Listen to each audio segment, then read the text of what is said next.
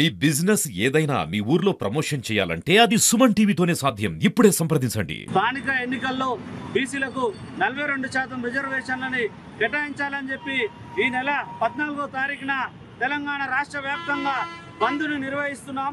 ఈ యొక్క బంద్ కార్యక్రమానికి తెలంగాణ రాష్ట్రంలో ఉన్నటువంటి అన్ని వర్గాలు, అన్ని సంఘాలు, విద్యార్థులు, మేధావులు, వ్యాపారస్తులు, విద్యా సంస్థల యజమానులు ప్రతి ఒక్కరూ సంపూర్ణంగా సంఘీభావం తెలపాలని చెప్పి బీసీ విద్యార్థి సంఘం తరఫున కోరుతా ఉన్నాం. మరి తెలంగాణ రాష్ట్ర ప్రభుత్వం ఇప్పటికైనా కళ్ళు తెరిచి మరి మీరు ఇవ్వాల్సినటువంటి 42% రిజర్వేషన్లని ఖచ్చితంగా ఇచ్చే విధంగా కోర్టులో ఎలాంటి చిక్కులు లేకుండా న్యాయపరమైనటువంటి చర్యలు మీరే తీసుకోవాలని చెప్పి డిమాండ్ చేస్తూ ఉన్నాం.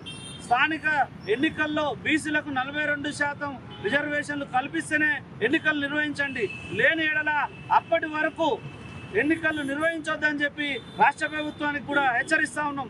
ఒకవేళ మీరు పార్టీ పరంగా ఇద్దాం అనుకుంటున్నారేమో కానీ దానికి మేము ఒప్పుకోము. అది ఎంతవరకు కూడా కరెక్ట్ కాదు. ఎందుకంటే మీ ఒక్క పార్టీ తరఫున ఇవ్వచ్చు కానీ అన్ని రాజకీయ పార్టీలు ఇవ్వరు.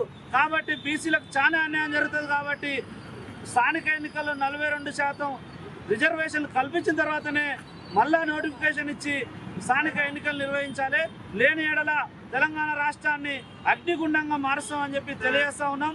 ఏదైతే కోర్టులో కేసులు వేసిరో అగ్రవర్ణాలకు సంబంధించినటువంటి నాయకులు తక్షణమే ఉపసంహరించుకోవాలి.